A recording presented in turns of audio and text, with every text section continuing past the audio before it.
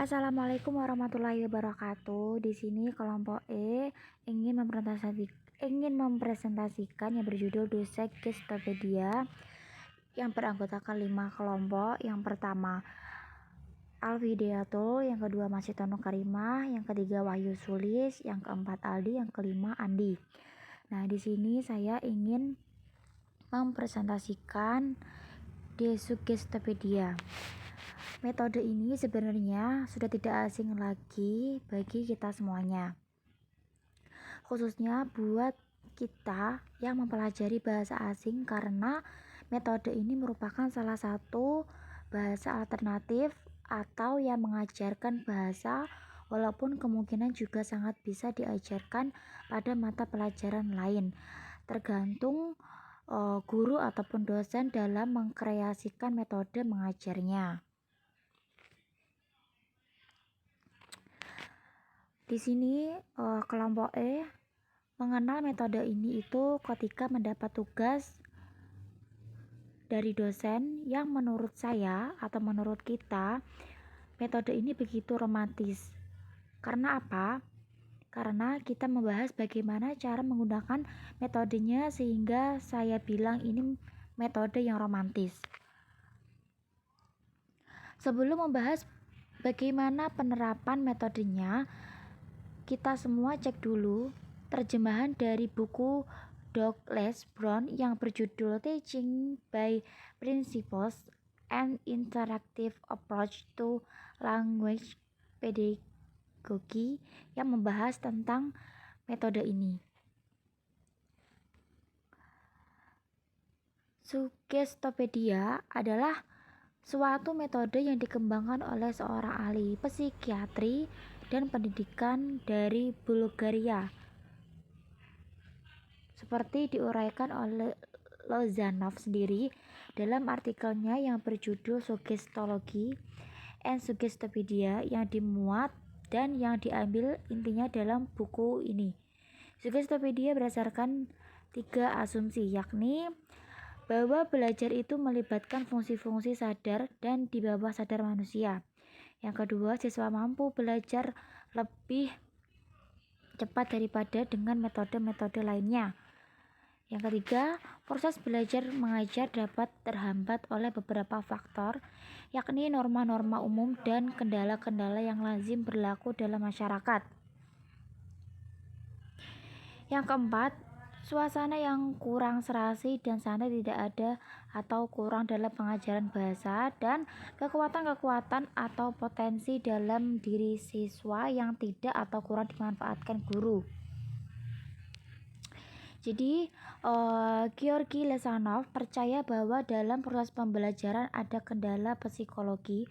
Sugestopedia merupakan aplikasi sugesti dalam pedagogi, di mana perasaan pembelajar mengalami kegagalan dapat dihilangkan dalam model pembelajaran Sugestopedia.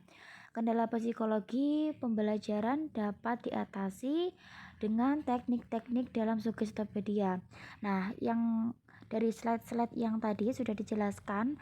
Yang pertama ada classroom setup, yang kedua role play, yang ketiga peripheral learning, yang keempat first concert, yang kelima positive suggestion, yang keenam second concert, yang ketujuh visualization, yang ke-8 primary activation, yang ke-9 choose a new identity, yang ke-10 secondary activation. Nah, sudah dijelaskan dari beberapa materi di PPT yang dibuat dari kelompok E. Nah, selanjutnya cara mengajar menggunakan metode Sugestopedia ini. Yang pertama, dalam mengaplikasikan model pembelajaran ini, ruang kelas ditata sedemikian rupa sehingga berbeda dengan kelas biasa atau menggunakan cahaya yang remang-remang. Terus siswa duduk di tempat duduk yang teman-teman, yang dibentuk dalam setengah lingkaran. Beberapa poster yang berhubungan dengan materi pembelajaran dipasang di tembok atau papan tulis.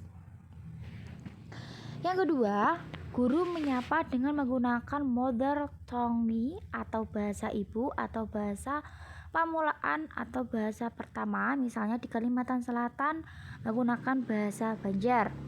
Yang ketiga, kemudian meyakinkan siswa kalau mereka tidak perlu berusaha untuk belajar, tapi pembelajaran akan berlangsung secara alami.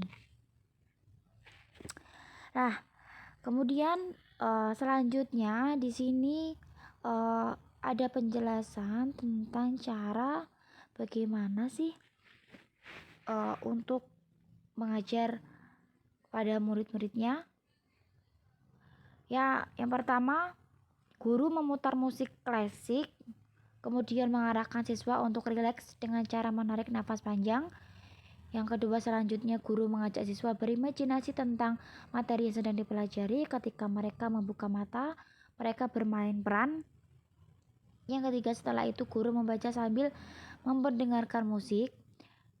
Guru tidak memberi pekerjaan rumah.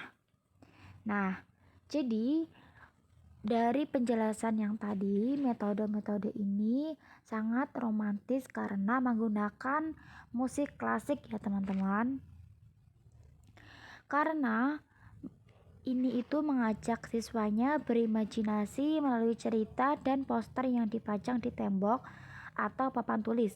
Metode ini cocok sekali digunakan dalam membantu siswa memahami suatu konteks tertentu, misalnya cerita tentang sejarah-sejarah, kejadian tertentu dan lainnya, tergantung kreasi guru tersebut untuk mengajarkan kepada siswa-siswanya.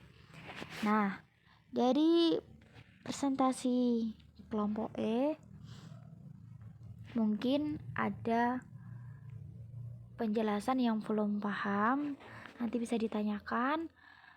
Sekian dari kelompok E. Wassalamualaikum warahmatullahi wabarakatuh.